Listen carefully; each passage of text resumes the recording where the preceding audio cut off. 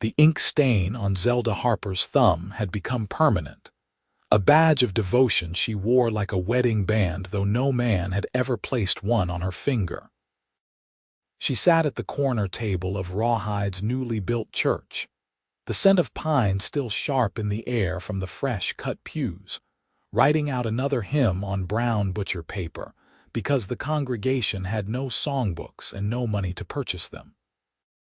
It was the spring of 1878, and Nevada Territory had only recently achieved statehood. Rawhide was a small mining town nestled in the high desert, where the wind carried the promise of silver and the disappointment of countless failed claims. The church had been erected through sheer determination, every nail hammered by calloused hands, every board carried by men who spent their weeks in darkness underground.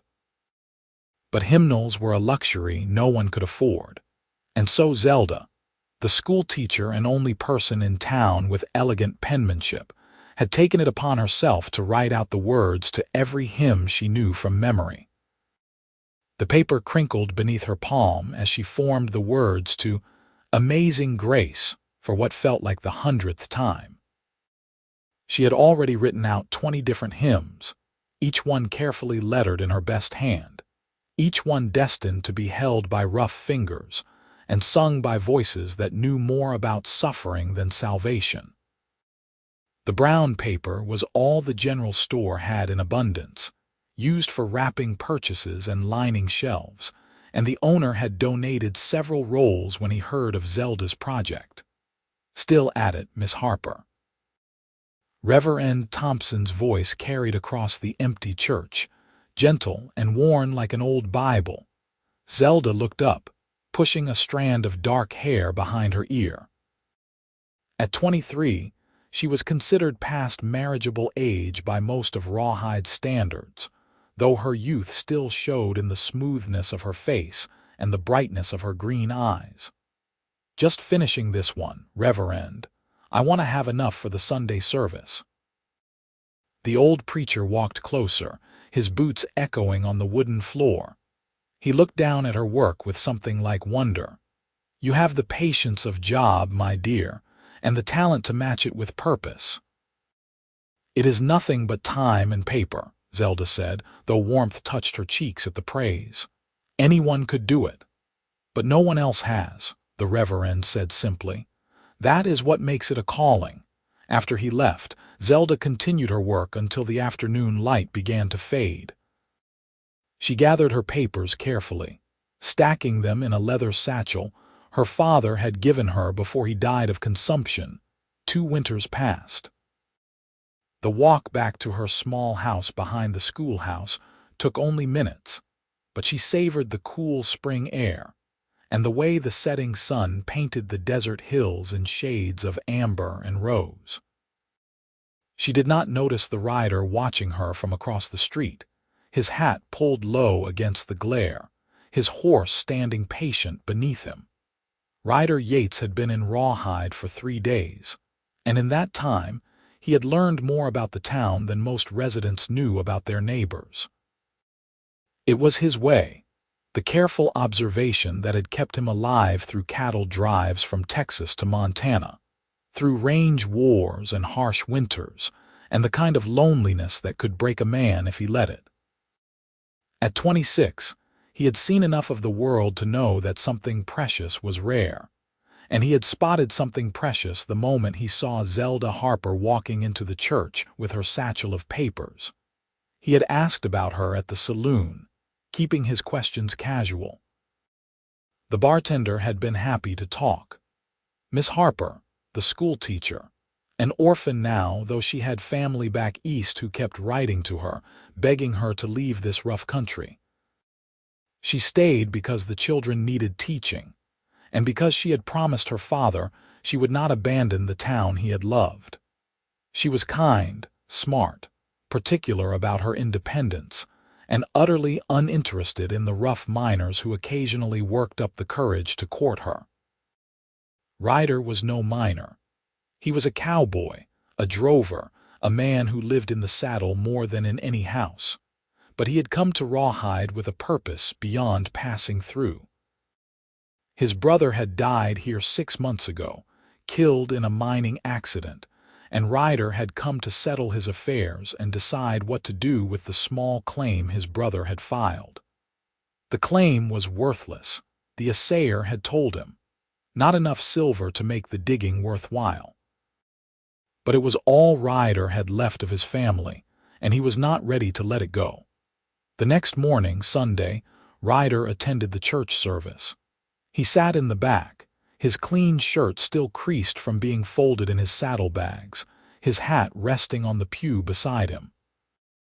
When the congregation stood to sing, Reverend Thompson distributed Zelda's hymn sheets, and Ryder found himself holding a piece of brown paper covered in the most beautiful handwriting he had ever seen. The words were perfectly formed, each letter a small work of art, but it was more than that. There was something in the way the lines sat on the paper, the careful spacing, the little flourishes on certain capitals that spoke of love and devotion. This was not mere copying. This was an offering.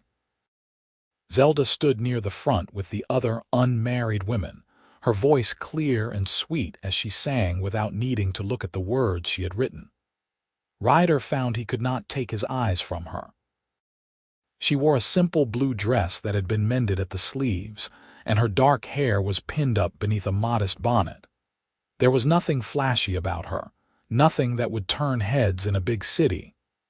But here, in this rough church filled with rough people, she shone like polished silver. After the service, people lingered outside in the sunshine, chatting and making plans for Sunday dinner. Ryder stood apart, unsure of his welcome in this close-knit community. He was watching Zelda speak with an older woman when Reverend Thompson approached him. "Mr. Yates, is it not?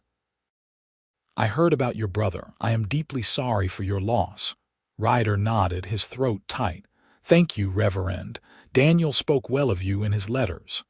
He was a good man, attended every service, always willing to help."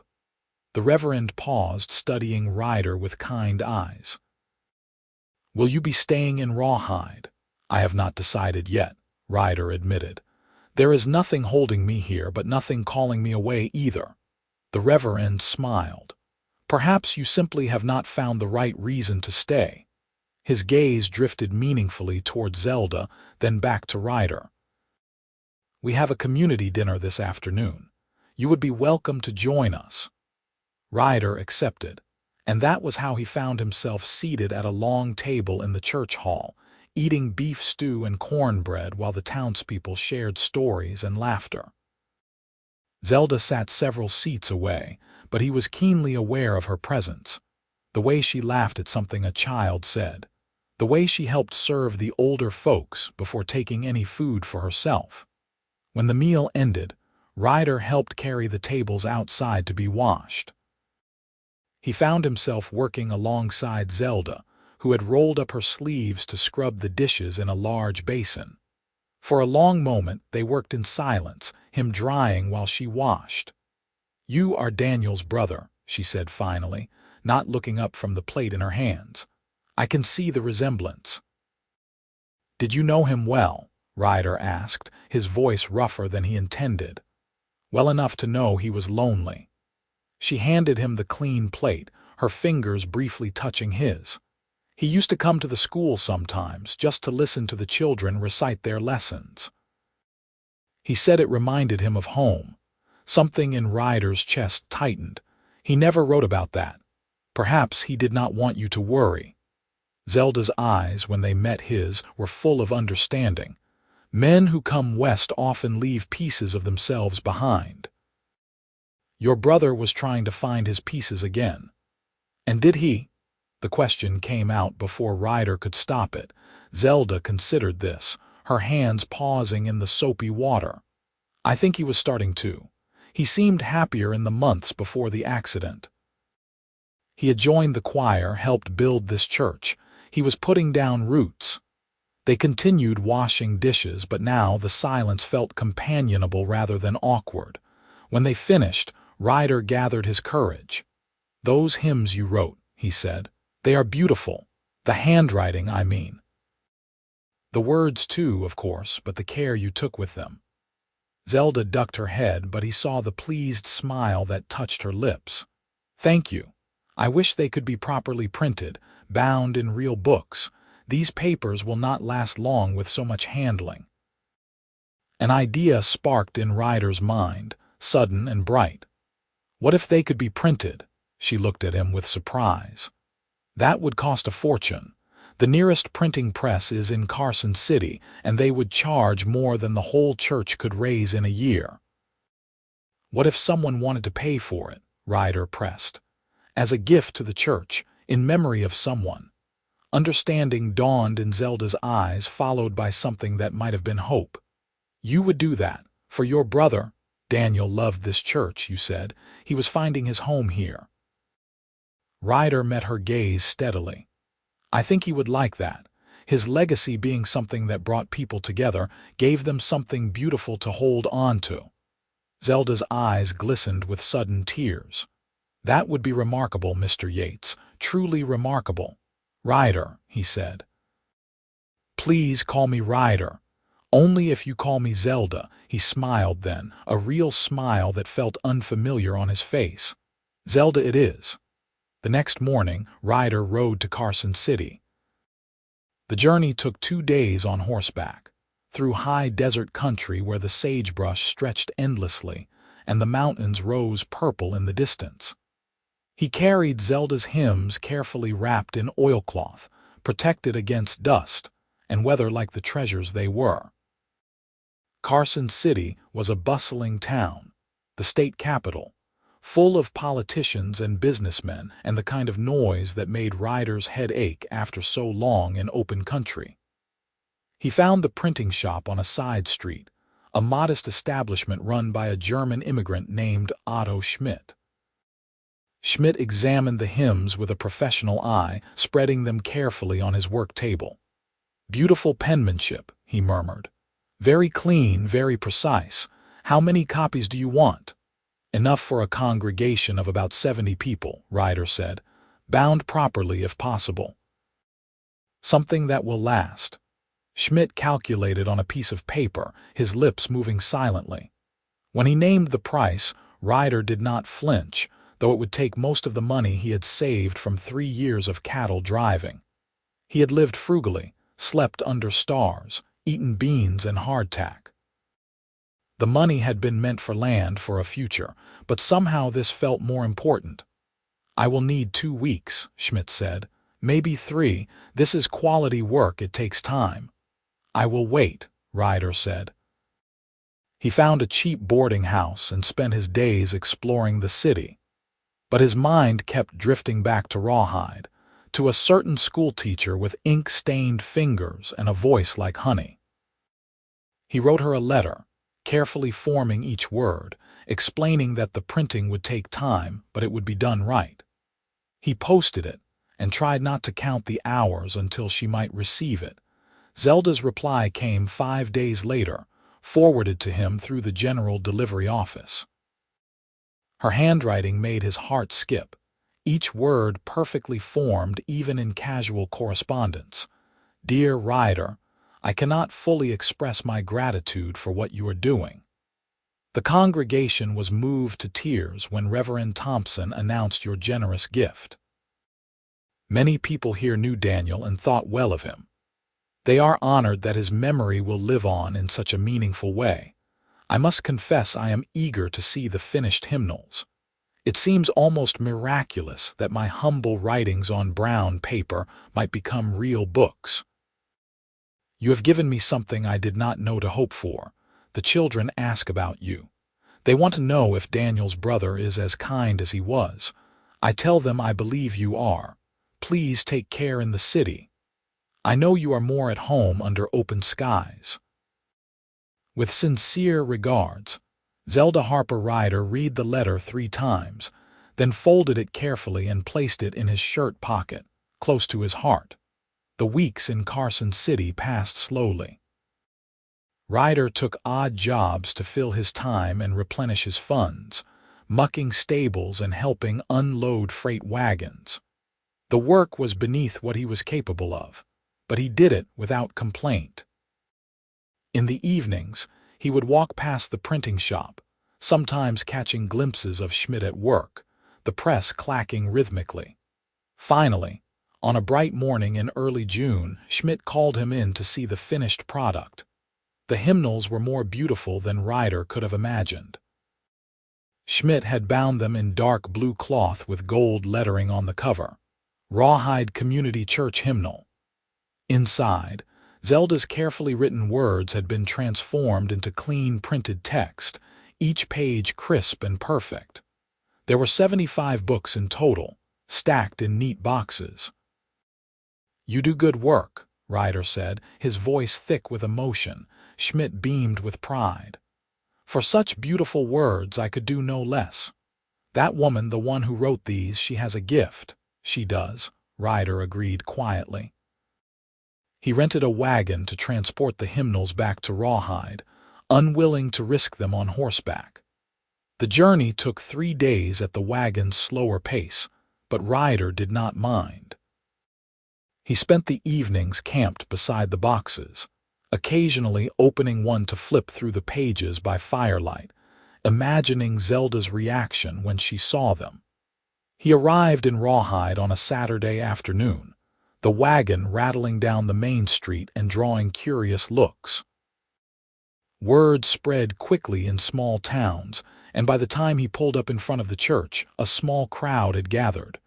Reverend Thompson emerged from the church, his eyes widening when he saw the boxes. "Is that them? The hymnals?" "It is," Ryder said, climbing down from the wagon seat. 75 copies, bound and ready. The crowd pressed closer, excited murmurs rippling through them, but Ryder only had eyes for one person. Zelda stood at the edge of the gathering, her hand pressed to her mouth, her eyes wide with wonder. "Would you like to see?" Ryder asked, speaking directly to her though the whole town could hear. She nodded, unable to speak, and came forward. Ryder opened one of the boxes and withdrew a single hymnal, placing it gently in her hands. Zelda stared down at the book as if it might vanish if she looked away. Her fingers traced the gold lettering, then carefully opened the cover. When she saw her words printed on the first page, perfect and permanent, a tear slid down her cheek. "It is real," she whispered. "It is actually real. Your words deserve to be preserved," Ryder said softly. "You gave them to us on paper that would fade and tear. Now they will last." She looked up at him then, and the emotion in her eyes made his breath catch. "How can I ever thank you?" "You already have," he said, "just by being who you are." The church held a special service that evening to dedicate the new hymnals. Every seat was filled, and people stood along the walls, eager to be part of this moment. Reverend Thompson spoke about gifts and generosity, about how God works through people willing to give of themselves. He honored Daniel's memory and praised Ryder's devotion to his brother. But when the congregation stood to sing, holding their new hymnals with reverent care, it was Zelda's gift that shone through. Her words, her devotion, her patient hours at that corner table had created something that would outlast them all. And as her voice rose clear and pure above the others, Ryder felt something shift in his heart, a certainty settling into place. He was not leaving Rawhide. Not now, not ever. After the service, the townspeople wanted to celebrate. Someone produced a fiddle, another a harmonica, and impromptu dancing broke out in the street in front of the church.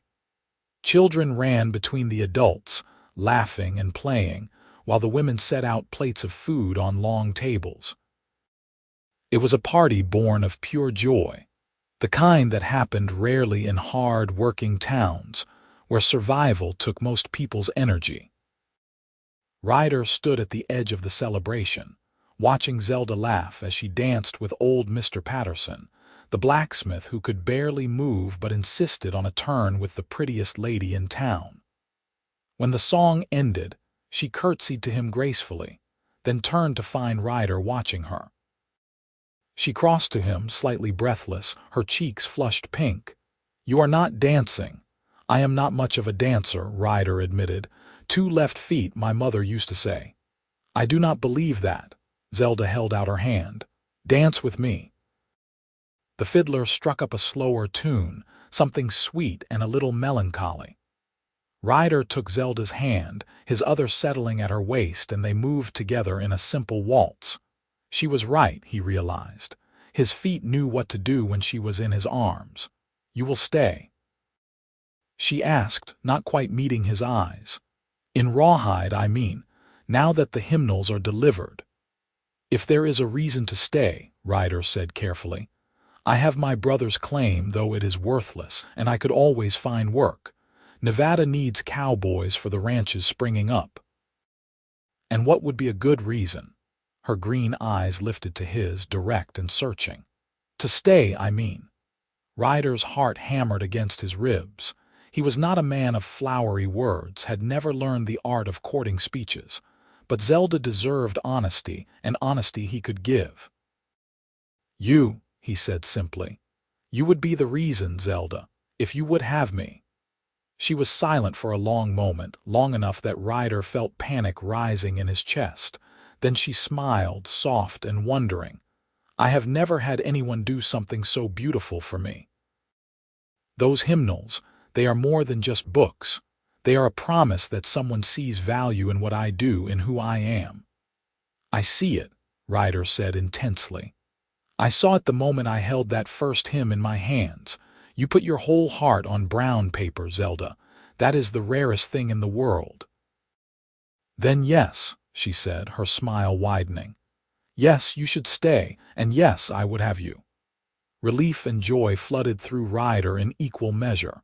He pulled her closer as they danced, no longer caring what the town thought, what propriety demanded. Zelda laughed and rested her head against his shoulder, and Ryder thought he had never heard a more perfect sound. The summer that followed was the happiest of Ryder's life. He found work at the Double Bar Ranch, 10 miles outside of Rawhide, helping manage their growing cattle herd. The work was familiar and satisfying. Long days in the saddle, but nights free to ride back to town and court Zelda properly. He brought her small gifts, nothing expensive but things he thought she would like. A pretty hair ribbon from the general store. A book of poetry he found in Carson City. Wild flowers picked from the high meadows where the cattle grazed. She received each gift with delight, but he noticed she treasured most the things he made himself. A bookmark carved from smooth wood. A letter describing a sunset he had seen and wanted to share with her. His time and attention, freely given.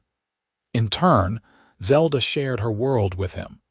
She invited him to the school and let him watch her teach, marveling at her patience with the children and the clever ways she made lessons interesting. She showed him the small house where she lived, neat as a pin despite its humble furnishings. She read to him from her favorite books and listened with genuine interest when he told stories of his years on the cattle trails. They took long walks in the cool of the evening, finding excuses to be alone together. Rawhide was small enough that propriety required a chaperone, but large enough that two people could find privacy if they were clever. They would walk to the edge of town where the desert began, sitting on sun-warmed rocks and talking until the stars came out. "Tell me about your family," Zelda said one evening, her hand resting in his. Ryder was quiet for a moment, gathering memories. "My mother died when I was 12. Fever took her one winter, quick and cruel. My father raised Daniel and me as best he could, but he was never the same after she passed. He died 5 years later, just seemed to lose the will to keep going." "I am sorry," Zelda said softly. "That is a heavy loss for a young man to bear." "Daniel and I had each other," Ryder continued. "We worked whatever jobs we could find, eventually signed on with a cattle outfit headed north. We thought we would make our fortunes, buy land, build something that would last." He paused, his throat tight. Then Daniel heard about the silver strikes in Nevada.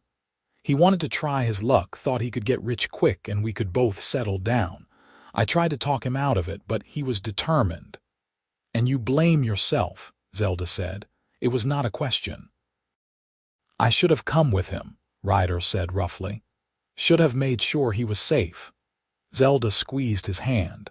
"You cannot protect everyone you love from every danger, Ryder. Daniel made his own choice. From what people tell me, he died doing something he believed in, surrounded by men who respected him. That is more than many people get." "I just wish I had told him," Ryder said. "That I loved him, that I was proud of him. I took it for granted that we would have time." "Then do not make that mistake again," Zelda said, turning to face him fully. "Do not wait to tell the people you love how you feel." Ryder looked at her, this remarkable woman who had somehow seen past his rough exterior to the broken places inside. The words rose in his throat, terrifying and necessary. "I love you, Zelda Harper," he said. "I know it is too soon, that we have only known each other a few months, but I love you with everything I am, and I wanted you to know." Tears sparkled in Zelda's eyes, catching the starlight. "It is not too soon," she whispered. "Because I love you too, Ryder Yates. I think I started loving you the moment you understood what those hymns meant to me." He kissed her then, gentle and reverent, pouring all his feelings into that single point of contact. She kissed him back with equal tenderness, her hands coming up to frame his face. When they finally parted, both were breathing hard, foreheads pressed together. "Marry me," Ryder said. "Not today, not tomorrow, but someday soon. Say you will marry me." "Yes," Zelda said, laughing and crying at once. "Yes, I will marry you."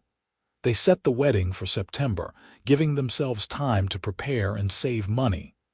Ryder worked extra hours at the ranch, putting aside every penny he could spare. Zelda sewed her own wedding dress, working by lamplight after her teaching duties ended, creating something simple but beautiful from white cotton and carefully saved lace. The whole town buzzed with excitement about the upcoming wedding. It was not often that Rawhide had something to celebrate, and people threw themselves into the preparations with enthusiasm. The women organized a quilting bee to make Zelda a wedding quilt. The men built furniture for the small house Ryder had rented, adding their labor as wedding gifts.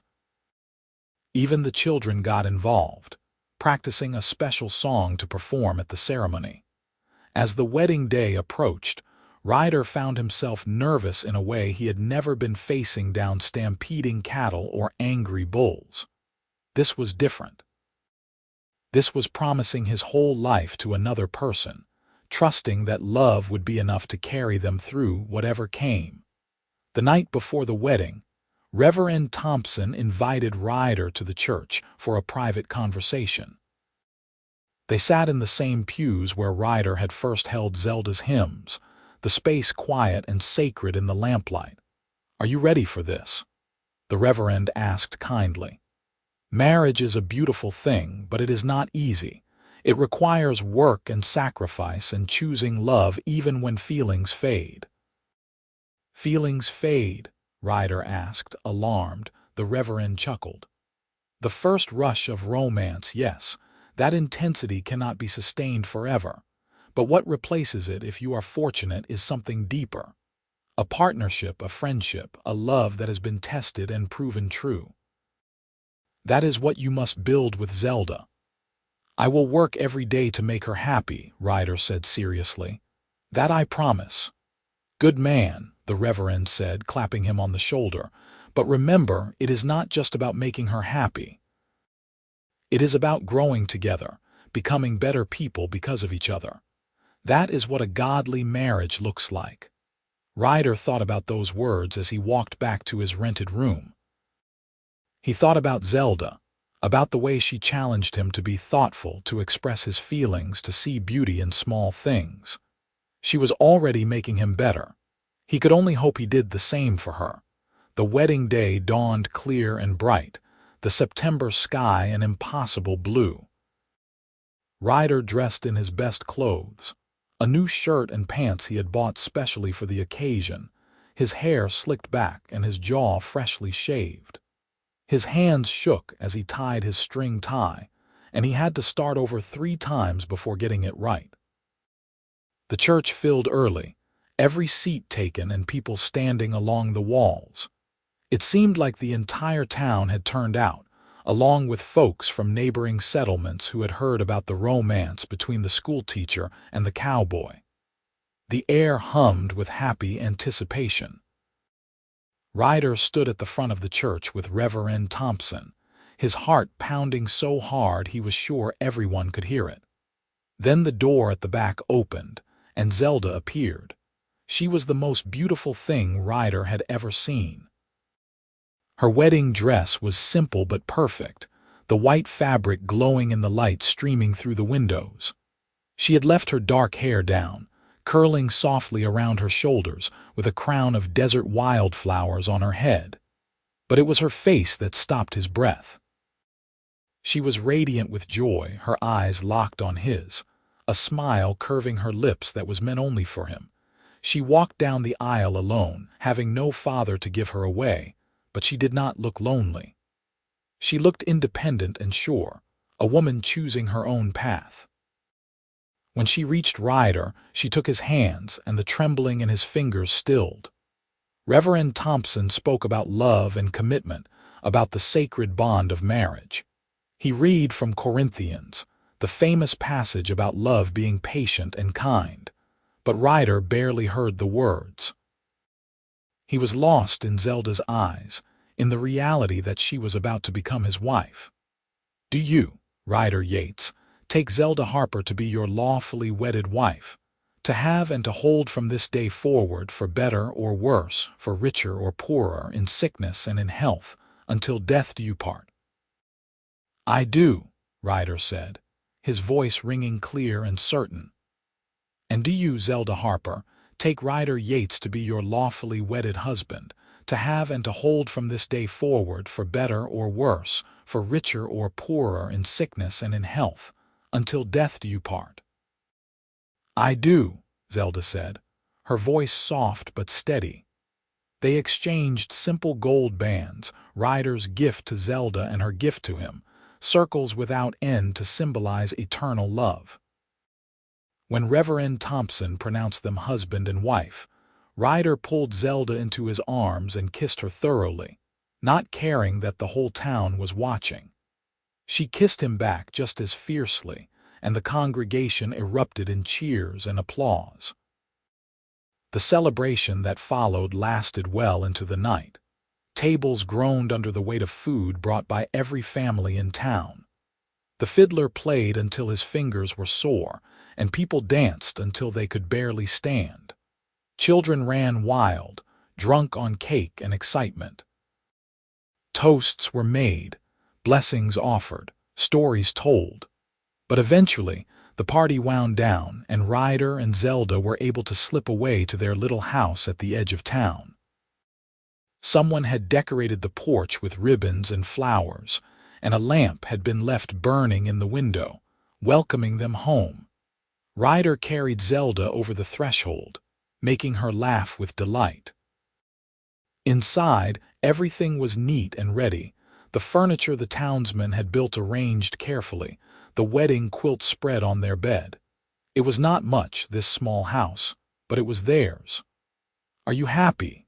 Ryder asked, setting Zelda on her feet but keeping his arms around her. "I am more than happy," she said, reaching up to touch his face. "I am home." They made love for the first time that night, gentle and awkward and wonderful. They were both inexperienced, fumbling and nervous, but they learned each other with patience and laughter and growing confidence. Afterward, they lay tangled together in the wedding quilt, Zelda's head on Ryder's chest, listening to his heartbeat. "I never thought I would have this," Zelda said softly. "A husband, a home, someone to love who loves me back. I thought I would spend my life alone." "You will never be alone again," Ryder promised, pressing a kiss to her hair. "I am yours, Zelda, for as long as we both shall live." The first months of marriage were an adjustment. They learned each other's habits and quirks, navigating the challenges of sharing space and life with another person. Ryder discovered that Zelda was particular about how the kitchen was organized, and that she could not sleep if there were dirty dishes in the sink. Zelda learned that Ryder needed quiet in the mornings, and that he would worry himself sick if she was late coming home from school. But they also discovered joys they had not anticipated. The pleasure of waking up next to each other, trading sleepy kisses before the day began. The comfort of coming home to someone who was genuinely happy to see you. The intimacy of small rituals, like Ryder reading aloud while Zelda mended his work shirts, or Zelda practicing new hymns while Ryder cleaned his tack. Ryder continued working at the Double Bar Ranch, rising before dawn to ride out to wherever the cattle needed tending. The work was hard but honest, and he took pride in doing it well. His boss, a gruff rancher named Tom Morrison, had taken a liking to him and began teaching him the business side of ranching, not just the labor. "You have got a good head on your shoulders," Morrison told him one day as they surveyed a new pasture. "Ever think about running your own outfit?" "I have nothing to start with," Ryder said honestly. "No land, no cattle, no capital." "That can change," Morrison said thoughtfully. "A man who works hard and saves his money, who has a good wife to partner with, he can build something. You think about it." Ryder did think about it.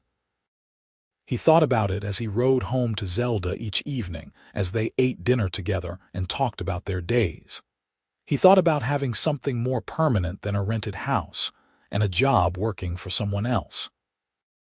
He wanted to build a legacy, something to pass on to the children he hoped they would have. That winter, Zelda discovered she was pregnant. She told Ryder on a snowy evening in January, pulling him down to sit beside her on their small sofa. "I have news," she said, her eyes bright with nerves and excitement. "We are going to have a baby." For a moment Ryder could not speak. Joy and terror warred in his chest in equal measure. A baby. A child.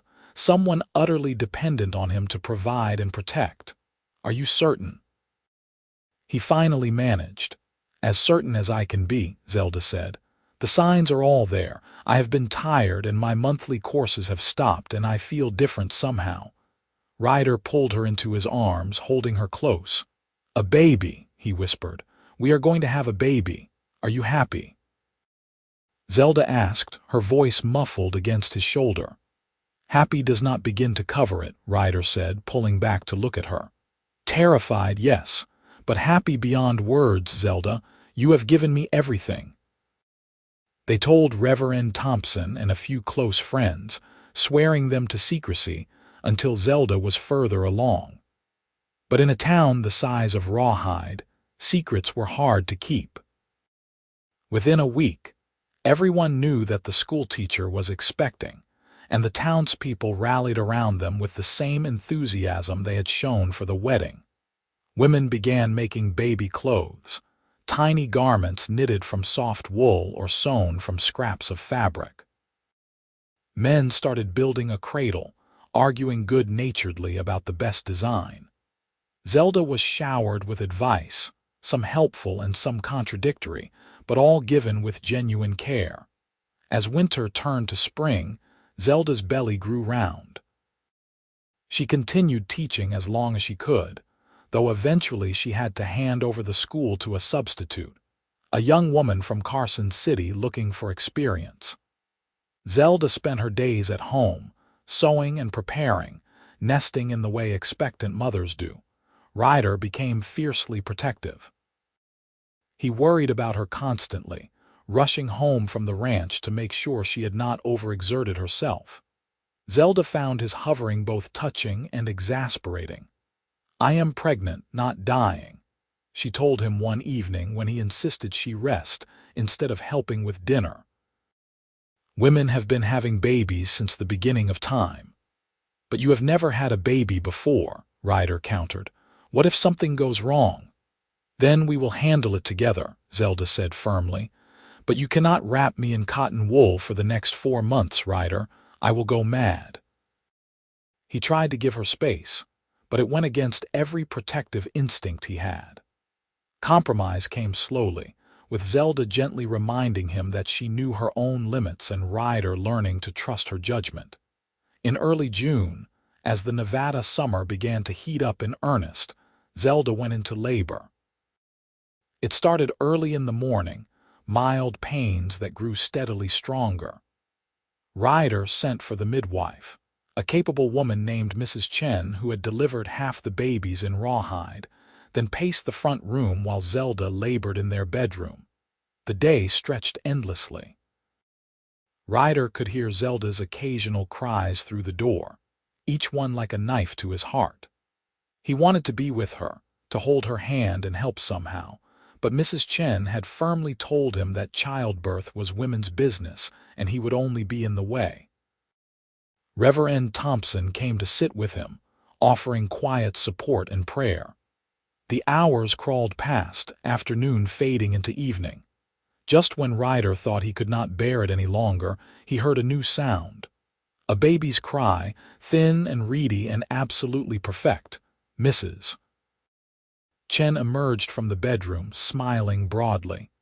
"You have a son," she announced.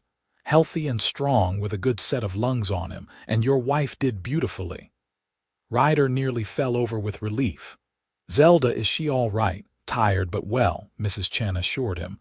"Go on in and meet your boy." Ryder entered the bedroom on shaking legs. Zelda lay propped against pillows, her hair damp with sweat, her face exhausted but glowing. In her arms was a tiny bundle wrapped in a soft blanket. "Come meet your son," she said softly. Ryder approached slowly, almost reverently. Zelda pulled back the blanket to reveal a tiny red face, eyes scrunched shut, a mouth working instinctively. The baby had a shock of dark hair and impossibly small fingers that curled and uncurled. "He is perfect," Ryder breathed. "Zelda, he is perfect. Do you want to hold him?" she asked. Ryder nodded, afraid to speak. Zelda transferred the baby carefully into his arms and Ryder cradled his son against his chest, overwhelmed by the weight of this tiny life. The baby opened his eyes, unfocused but searching, and Ryder felt his heart crack open. "Hello, little one," he whispered. "I am your father, and I promise I will do everything in my power to keep you safe and happy." "What should we name him?" Zelda asked. They had discussed names but never settled on one. Now, looking down at his son, Ryder thought of his own father, of the man who had done his best in difficult circumstances. "What about Samuel?" he suggested. "After my father, Samuel Yates." "Samuel," Zelda repeated, testing the name. "Yes, I like that. Samuel Ryder Yates." The baby, as if recognizing his name, made a small sound and snuggled closer to Ryder's chest. And in that moment, Ryder understood what Reverend Thompson had meant about the deepening of love. What he felt for this child, this brand new person, was fierce and protective and all-consuming. It did not diminish his love for Zelda, but expanded it, made room for more. The months that followed were exhausting and wonderful in equal measure. Samuel was a good baby, healthy and generally content, but he still demanded constant attention. Zelda nursed him and changed him and walked the floor with him when he was fussy. Ryder helped as much as he could, though his work at the ranch kept him away during the day. They settled into a new rhythm, their lives now revolving around this tiny person. Ryder found himself rushing home even faster than before, eager to see what new things Samuel had learned. The first time the baby smiled at him, a real smile of recognition and delight, Ryder thought his heart might burst. As Samuel grew, Ryder began thinking more seriously about his future. Working for the Double Bar Ranch was good steady employment, but it was not enough. He wanted to give his family more, to build something that would last. One evening, after putting Samuel to bed, Ryder sat down with Zelda to discuss an idea that had been forming in his mind. "What would you think about starting our own ranch?" he asked. Zelda looked up from her mending, surprised. "Our own ranch? Ryder, that would take more money than we have." "I know," he said, "but Morrison has been teaching me the business, and I still have Daniel's claim. It is worthless for mining, but the land itself might be good for grazing." "Have you looked at it?" Zelda asked. "Not recently," Ryder admitted, "but I am thinking maybe it is time. If there is decent water and grass, we could start small. A few head of cattle, build up slowly." Zelda set down her mending, her expression thoughtful. "It would be hard work, and risky." "Everything worth doing is risky," Ryder said. "But I want to build something for Samuel, for any other children we might have. I do not want to work for someone else my whole life." "Then we should look at the land," Zelda decided. "This weekend, we will ride out and see what you have." That Saturday, they packed Samuel into a sling Zelda wore against her chest and rode out to Daniel's claim. It was about 15 miles from Rawhide, in a high valley tucked between desert hills.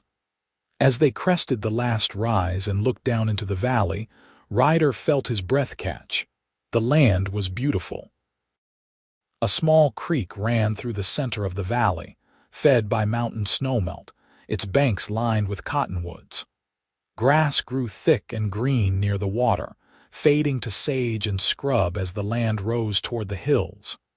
It was not huge, maybe 300 acres, but it was enough. "Oh, Ryder," Zelda said softly. "It is lovely." They spent hours exploring, Ryder examining the grass and water with a practiced eye while Zelda pointed out wildflowers and the small grove of aspens on the northern slope. Samuel slept peacefully against her chest, lulled by the rocking of her horse. "We could build here," Ryder said, pointing to a spot where the land rose slightly, offering a view of the valley and protection from flooding. "A house, a barn. Start with maybe 20 head of cattle, see how they do." "Could we afford 20 head?" Zelda asked practically. "If we save for another year, maybe 2, Ryder calculated. "Morrison might sell me some cattle on credit, knowing I am good for the money, and I could keep working for him part-time until we are established."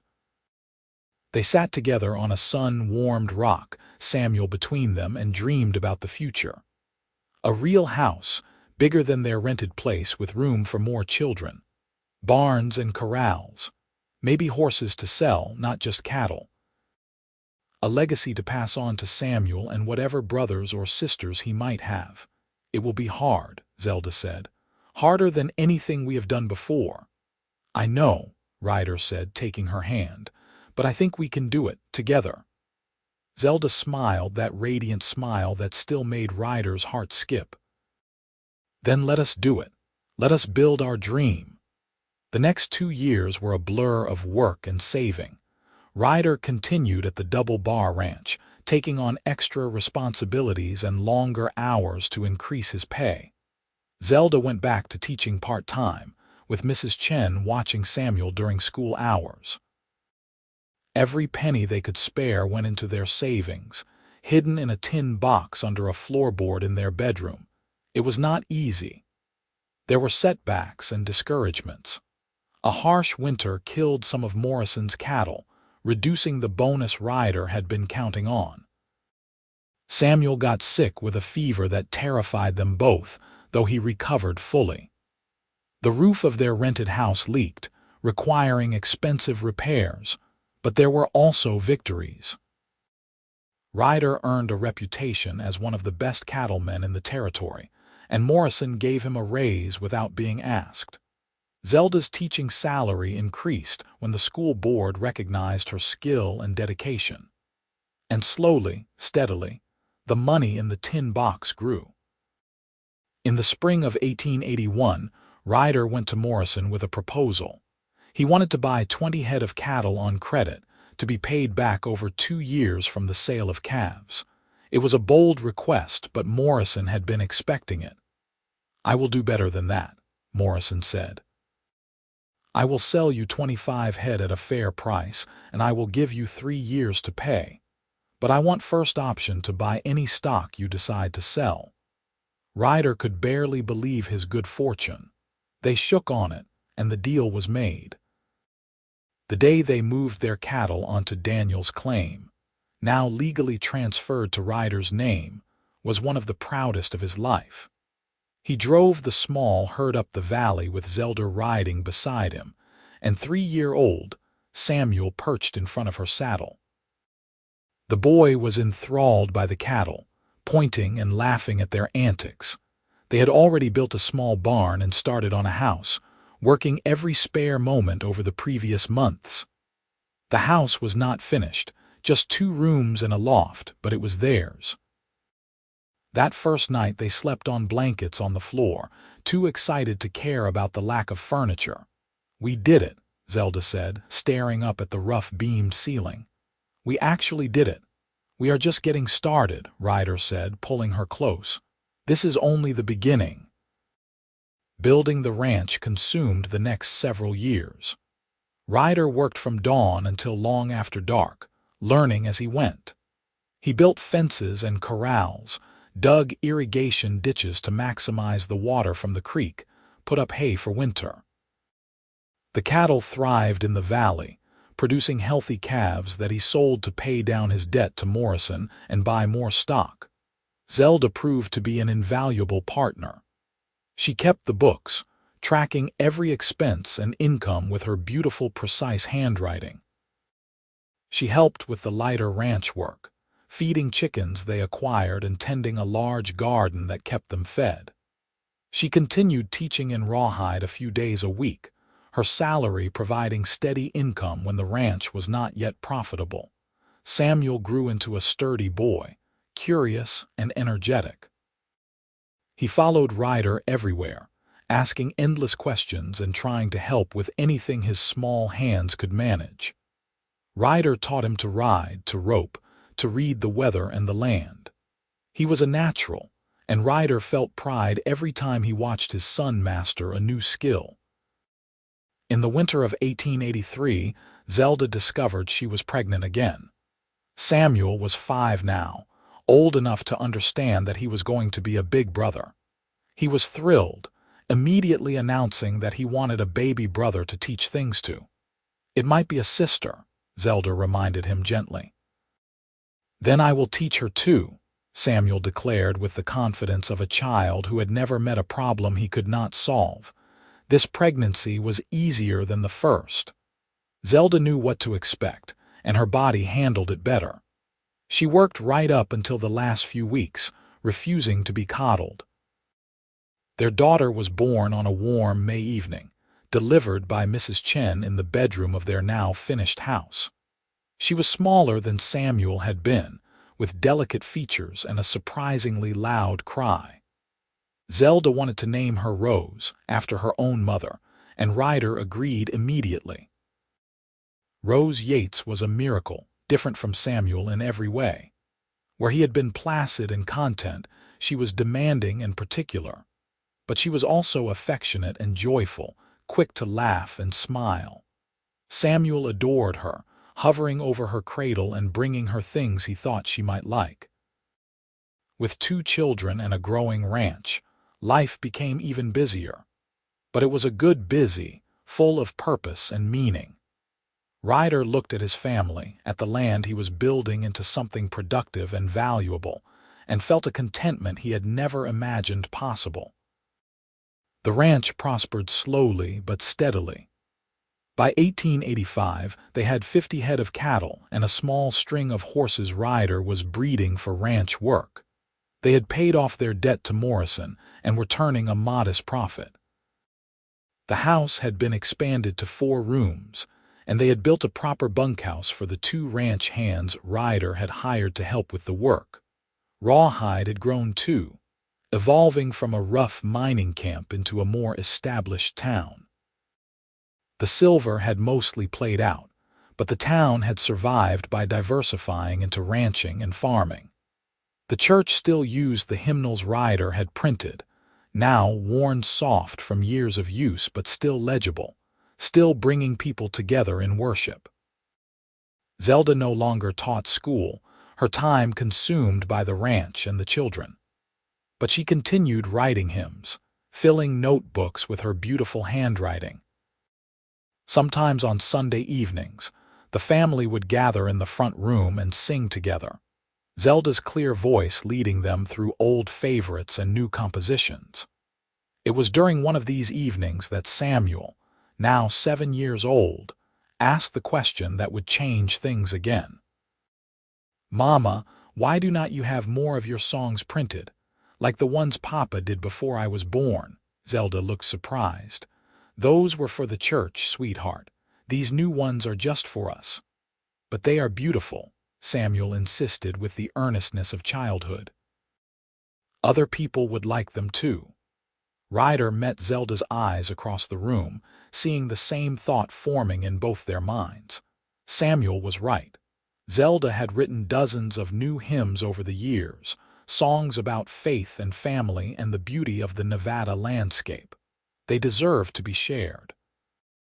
"What if we did print them?" Ryder said slowly. "Not just for our church, but to sell. There are new churches being built all over the territory. They all need hymnals."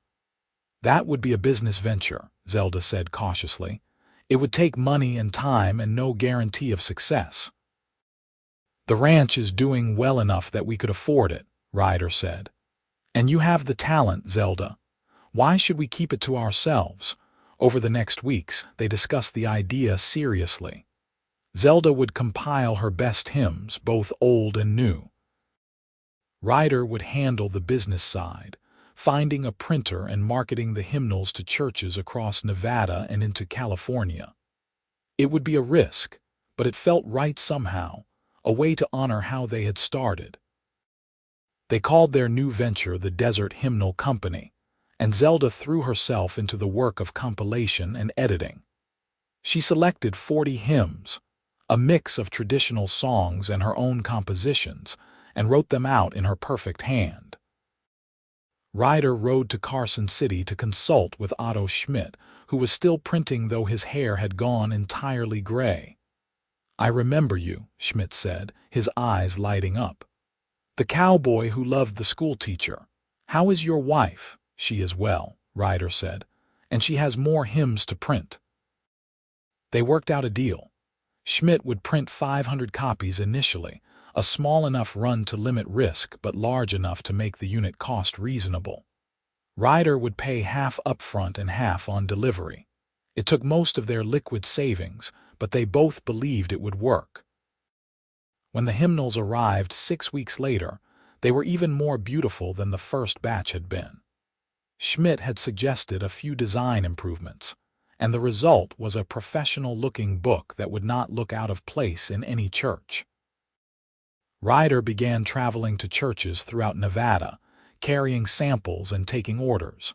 It was slow work, convincing conservative congregations to try something new. But Zelda's hymns spoke for themselves. When people heard them sung, saw the beautiful poetry and theology woven through them, they wanted copies. By the end of the year, they had sold 400 copies and had orders for 300 more. Schmidt was already working on the second printing. What had started as a small idea was becoming a real business. The success of the hymnals brought unexpected blessings. Zelda received letters from people across the West, thanking her for the hymns and sharing how the words had touched them. One woman wrote that she had sung Desert Bloom, one of Zelda's original compositions, at her daughter's funeral, and it had brought her comfort. A minister wrote that Valley of Grace had become his congregation's favorite, sung at every service. Zelda was moved by these letters, carefully saving each one. "I never imagined my words would reach so many people," she told Ryder. I thought I was just writing for our little church." "Your gift was always meant to be shared," Ryder said. "I knew that the first time I held one of your hymns." Life continued its steady rhythm through the late 1880s. The ranch grew to 100 head of cattle, and Ryder had to hire 2 more hands to help manage it. The hymnal business flourished, with new printings every year and expanding distribution into Utah and Colorado. Samuel grew into a responsible boy who could handle a full day's work alongside his father. Rose was bright and creative, showing signs of inheriting her mother's gift with words. In 1888, Zelda discovered she was pregnant for the 3rd time. She was 33 now, and the pregnancy was harder than the previous 2. She tired easily and suffered from back pain and swelling in her ankles. Ryder worried constantly, insisting she rest more than she wanted to. "I am fine," Zelda assured him. "My body just remembers that I am not 20 anymore." The baby, another boy, was born in February of 1889. They named him Daniel after Ryder's brother, and he was perfect. Small but healthy, with his mother's green eyes and his father's dark hair. Samuel and Rose were enchanted with their baby brother, fighting over who got to hold him. With 3 children and 2 businesses, their lives were full to overflowing. There were challenges, of course. A drought in 1890 forced them to sell some cattle to pay for supplemental feed. A competing hymnal company started up in California, cutting into their sales. Rose fell from a horse and broke her arm, scaring them all badly, though she recovered fully. But there were far more joys than sorrows. Samuel's 14th birthday, when Ryder gave him his own horse and declared him a full partner in the ranch work. Rose's first published poem in a Carson City newspaper, her face glowing with pride. Daniel's first steps, taken on a sunny afternoon while the whole family watched and cheered.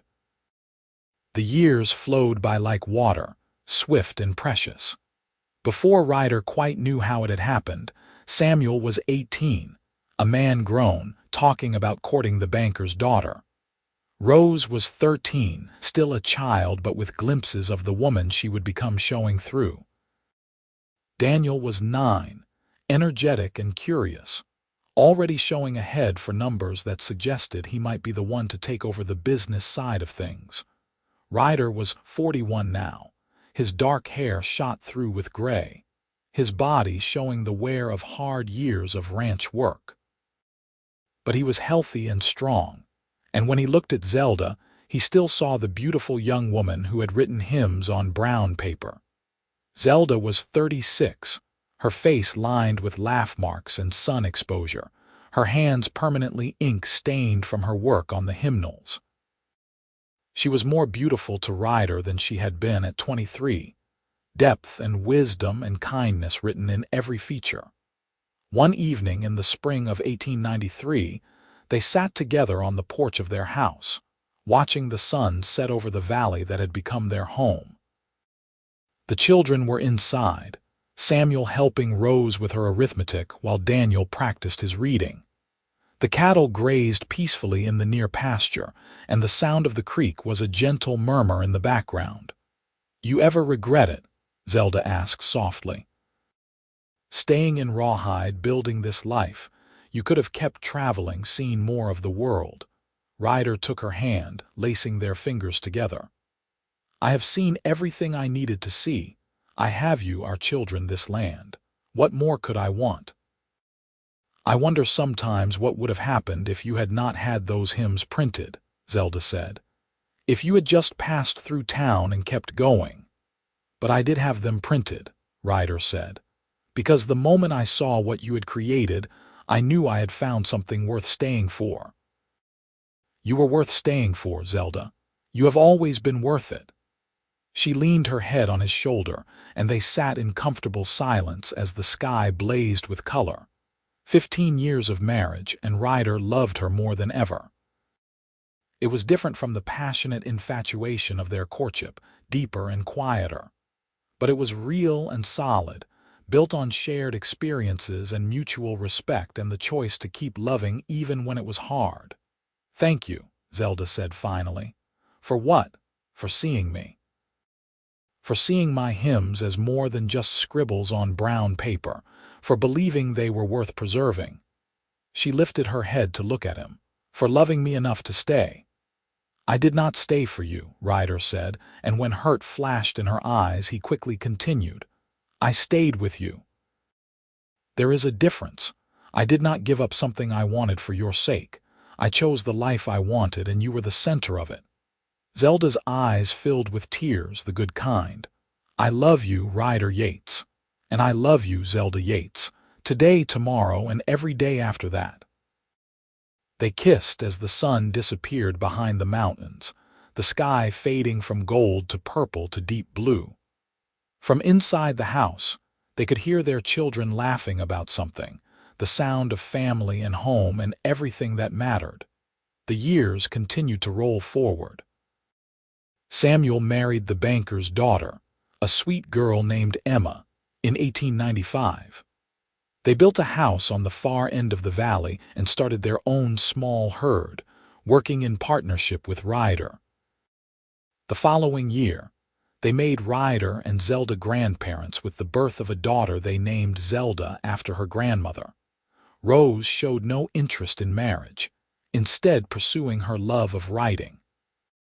She went to San Francisco at 18 to work for a newspaper, scandalizing half of Rawhide but making her parents proud.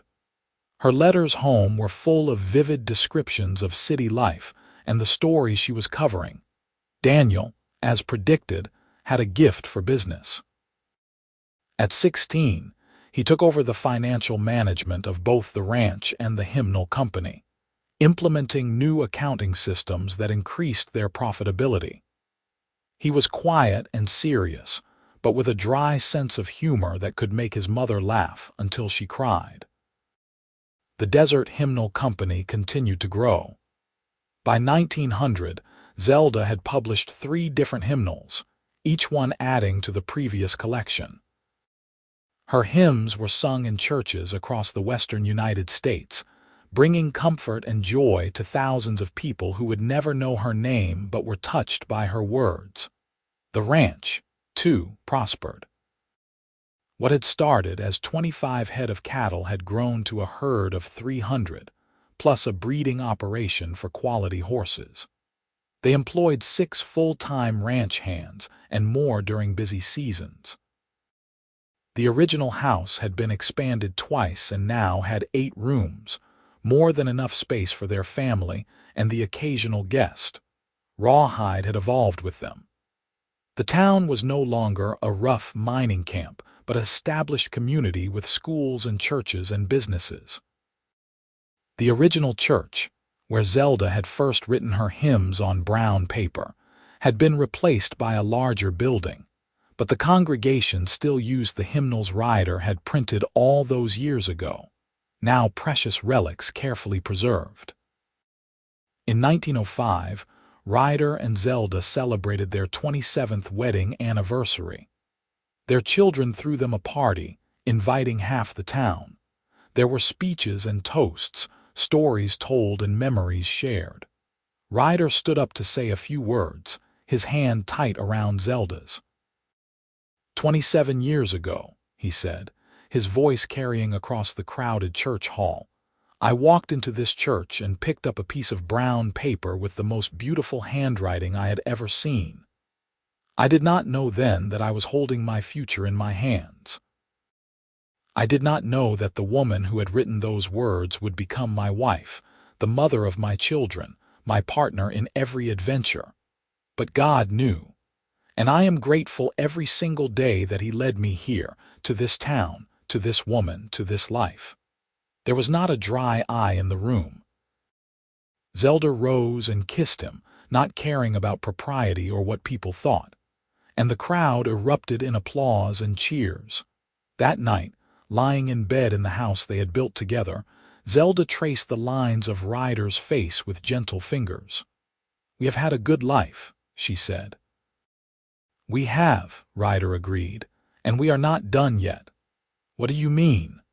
I mean we still have years ahead of us, Ryder said.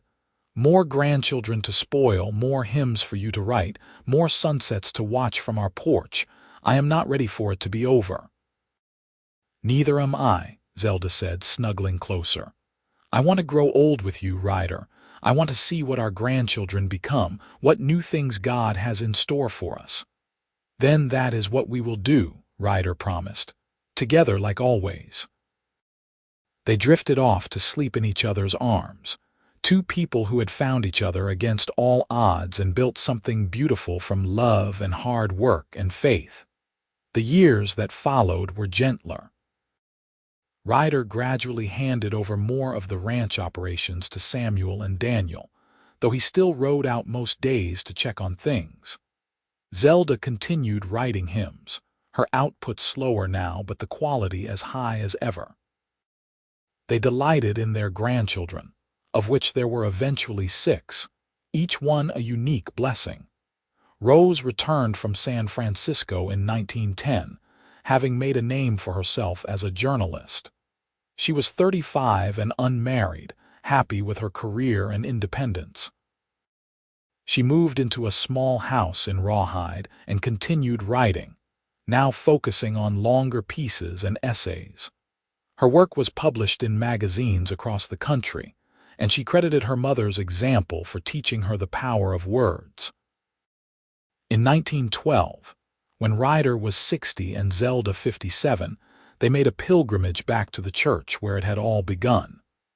The building was being torn down, finally, to make way for an even larger structure to serve Rawhide's growing population.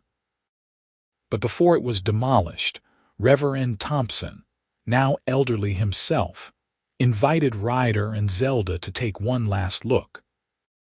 They stood in the empty sanctuary, sunlight streaming through the windows, and Ryder could almost see Zelda as she had been, young and earnest, bent over her brown paper with ink-stained fingers. "You remember the first time I saw you here?" Ryder asked. "I did not know you were watching," Zelda admitted. "I was so focused on getting the words right." "I knew that day," Ryder said. "I knew you were going to change my life." Zelda smiled, the same radiant smile that had captured his heart 34 years before. "We changed each other's lives." That is what love does. They walked through the church one last time, touching the pews where they had sat, the altar where they had been married, the corner where Zelda had written her hymns.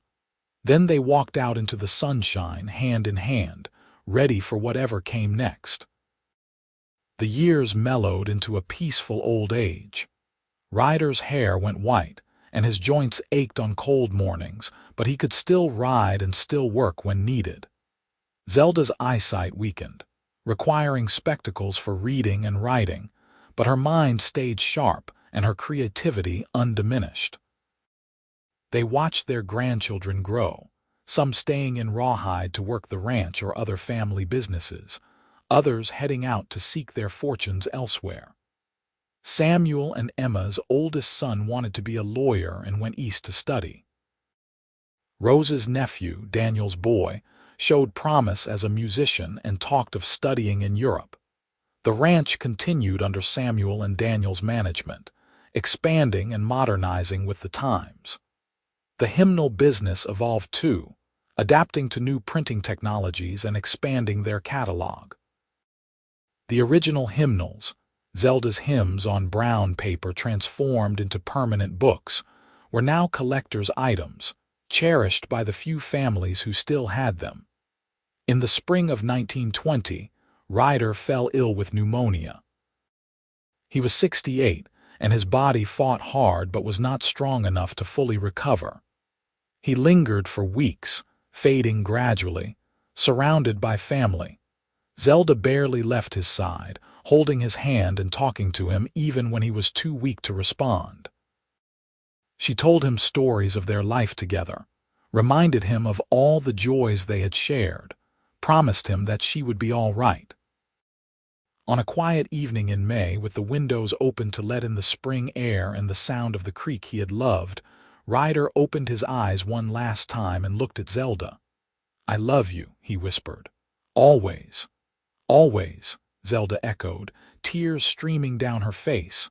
I will see you again, my love.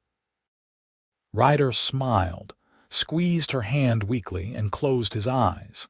He slipped away peacefully, surrounded by the family they had created and the life they had built. The funeral was held in the new church, packed with people whose lives Ryder had touched. Samuel gave the eulogy, his voice breaking as he talked about his father's integrity, his hard work, his devotion to family. Rose read a poem she had written, honoring the man who had supported her unconventional choices. Daniel spoke about business lessons learned, but mostly about love demonstrated. And Zelda, though grief-stricken, stood and sang one of her hymns, her voice still clear and sweet though trembling with emotion. It was a hymn about eternal life, about reunion in heaven, about love that transcends death. There was not a dry eye in the church. After the funeral, Zelda returned to the ranch that had been their shared dream. It felt empty without Ryder, hollow in a way it never had before. But she was not alone. Her children and grandchildren surrounded her with love and support, making sure she was never isolated in her grief. Slowly, Zelda found a new rhythm to her life. She continued writing hymns, finding comfort in the familiar work. She spent time with her grandchildren, telling them stories about their grandfather and the early days of the ranch. She helped Zelda, her oldest granddaughter and namesake, learn to write beautifully, passing on the skill that had started everything. She lived for another 8 years, a woman of quiet dignity and enduring faith. Her hymns continued to be published and sung, her legacy growing even as her physical strength diminished. On a warm summer evening in 1928, Zelda sat on the porch she had shared with Ryder for so many years, watching the sunset paint the sky in glorious colors. She was 73, tired but content. Rose sat beside her, keeping her company. "Tell me again," Rose said softly, "about the brown paper and the cowboy." Zelda smiled, her eyes distant with memory. "I was writing hymns for a church with no songbooks, using whatever paper I could find. Your father saw them and understood what they meant, what they could become. He had them printed, gave our congregation the gift of permanence. But he gave me something far greater. He saw value in what I was doing and who I was. He stayed because of brown paper and ink, but he loved me for reasons that went far deeper." "It is a beautiful story," Rose said. "It was a beautiful life," Zelda corrected. "We had our struggles, our sorrows, but we had so much more joy. 3 wonderful children, a ranch that prospered, hymns that touched lives across the country. And we had love, Rose. Real, deep, lasting love. That is all anyone can ask for." That night, Zelda went to sleep in the bed she had shared with Ryder for so many years and did not wake up. She passed peacefully, a smile on her face, her last thoughts of the cowboy who had seen brown paper hymns and stayed.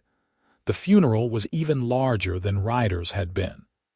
Zelda's hymns were sung by choirs from 5 different churches, her words bringing comfort even in the sorrow of her passing. People came from across the West, readers of her hymns who wanted to pay their respects to the woman whose words had shaped their worship. She was buried beside Ryder in the Rawhide Cemetery. On a hill overlooking the valley, they had transformed from raw land into a thriving ranch. Their headstone was simple but meaningful, carved with both their names and a single line from one of Zelda's most famous hymns. "Love endures beyond all earthly bounds." The ranch continued for generations under their descendants' care, a testament to what 2 people could build when they worked together in love and faith. The Desert Hymnal Company operated for another 50 years before being absorbed into a larger publishing house. But Zelda's original hymns never went out of print. Churches across America still sang them, often not knowing the story behind the words. But in Rawhide, the story was carefully preserved. The original brown paper hymns that had started it all were framed and displayed in the church, protected behind glass but still visible. The first printed hymnals were kept in the town's small museum, along with photographs of Ryder and Zelda and artifacts from the ranch's early days. And every year on their wedding anniversary, the church held a special service using only Zelda's hymns, celebrating the love story that had begun with ink and brown paper, and a cowboy who understood that some things were worth preserving, worth fighting for, worth staying for. Because in the end, that was what it had all been about. Not the ranch or the hymnals or the material success, though those were blessings. It was about two people who found each other in an unlikely place and built a life of love and purpose. It was about seeing value in another person and choosing to stay, to commit, to build something beautiful together. It was about brown paper and ink and a cowboy's devotion. And it was a story that would be told in Rawhide for generations to come. A reminder that the best legacies are built not on silver or gold, but on love that endures.